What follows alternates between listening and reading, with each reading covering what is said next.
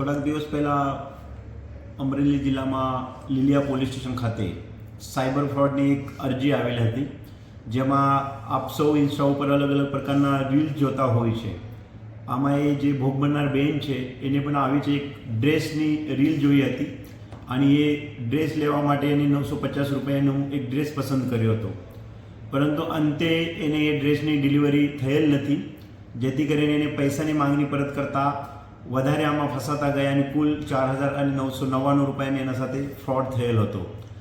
આ તપાસના કામે પોલીસ જ્યારે એ ફ્રોડની તપાસ હાથ ધરી ત્યારે પોલીસના સામે જે તપાસની હકીકત આવી તે બહુ ગંભીર અને શંકાસ્પદ હકીકત હતી, જેમાં જે અકાઉન્ટ્સમાં પૈસા ગયા છે આમાં 2 અકાઉન્ટ પોલીસને એવા મળ્યા. એક અકાઉન્ટ જે હતો એ બનાસકાંઠા ડિસ્ટ્રિક્ટ સેન્ટ્રલ બેંકનું અકાઉન્ટ અને બીજું બેંક ઓફ ઇન્ડિયાનું અકાઉન્ટ. એ 2 અકાઉન્ટમાં મોટા પ્રમાણમાં પૈસાની હેરાફેરી થતી હોય છે એવું પોલીસ તપાસના સામે આવતા પોલીસે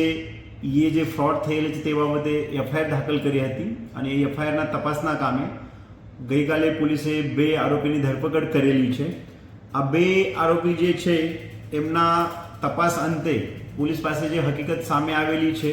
તે એ મુજબની છે.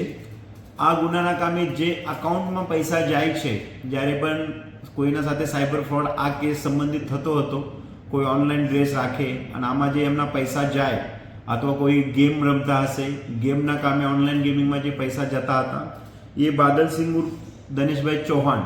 એ અમદાવાદના રહેવાસી છે, એ એમના ખાતામાં જતા હતા અને એમને જ્યારે પોલીસે પૂછપરછ કરી ત્યારે એવું જાણવા મળ્યું કે એને 14,000ના પેટે પોતાનું અકાઉન્ટ એના એટીએમ અને કીટ સાથે જેમ અન્ય આરોપી છે મનોજભાઈ ભૈલુભાઈ દિનેશભાઈ વસાવા એમને આપેલું હતું. હવે મનોજભાઈ વસાવા જે અમદાવાદના વતની છે એને ભૂતકાળમાં અમદાવાદ પોલીસની તેડું આવેલું હતું અને જે તે વખતે પોલીસ તપાસ દરમિયાન એને પોલીસને એવી થાપ મારી હતી કે એ તો હું પોતે ભોગ બનનાર છું, મારો અકાઉન્ટ મને ફસાવીને કોઈ લઈ ગયા છે એટલે મારો આમાં કંઈ રોલ નથી. જે તે વખતે પોલીસની સમજ આપેલ હોય તેમ છતાં આજે વસાવા છે મનોજભાઈ વસાવા એને પૈસાની લત લાગેલી હોય અને એના ભાગ પેટે એને અલગ અલગ લોકો પાસેથી અકાઉન્ટ ભાડે રાખીને એ અકાઉન્ટ એ ગોવામાં જે ટોળકી કાર્યરત છે એ ટોળકીની અકાઉન્ટ પૂરું પાડવાનું કામ કરતા હતા. આ મનોજ વસાવા ભૂતકાળમાં અનેક વખત ગોવા જઈને આવેલા છે. ગોવામાં એને એક જે કરણ કરીને છે, કરણ ખમર,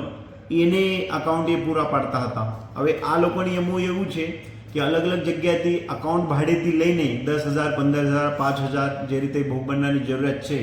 તે રીતે અકાઉન્ટ ભાડે લઈને આ અકાઉન્ટ પૂરા જ્યારે પાડીએ છે અને જ્યારે કોઈ પણ સાયબર ફ્રોડના પૈસા આવે છે ત્યારે એ લોકો એ અલગ અલગ અકાઉન્ટમાં લેતા હોય છે.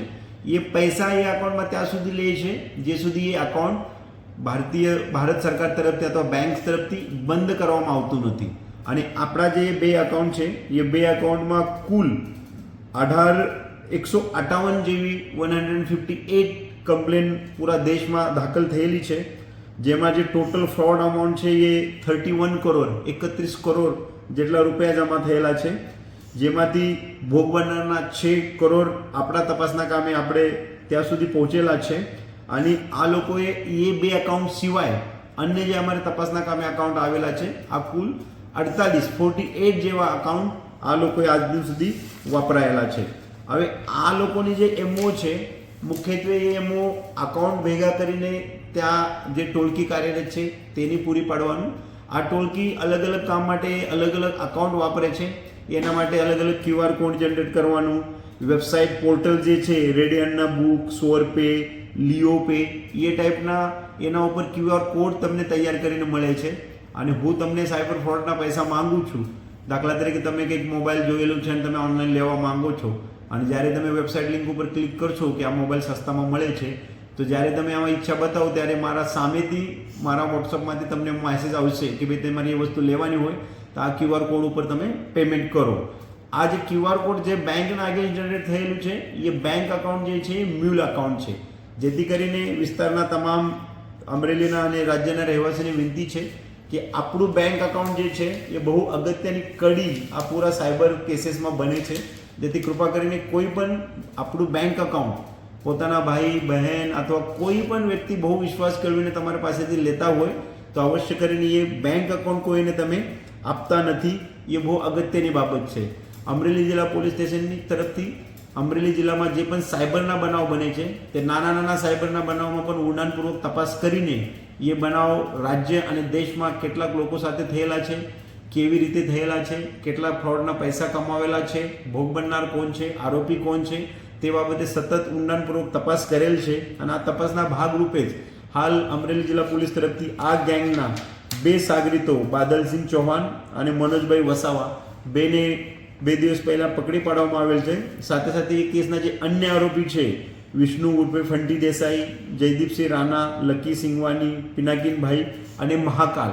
આ લોકોની વિગત અમારા જોડે આવેલી છે. ટૂંક સમયમાં આ લોકોને પણ પકડવા માટે જિલ્લા પોલીસ તરફથી પૂરતા પ્રયાસ કરવામાં આવશે. આપના સાથે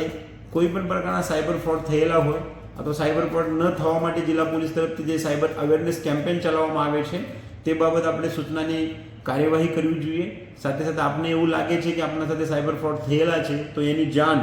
જિલ્લા પોલીસને અથવા 1930 એ નંબર ઉપર અવશ્ય કરશો, જેથી એ અન્ય વ્યક્તિ સાથે, અન્ય લોકો સાથે સાયબર ક્રાઇમ બનતા ક્રાઇમ અટકાઈ જશે.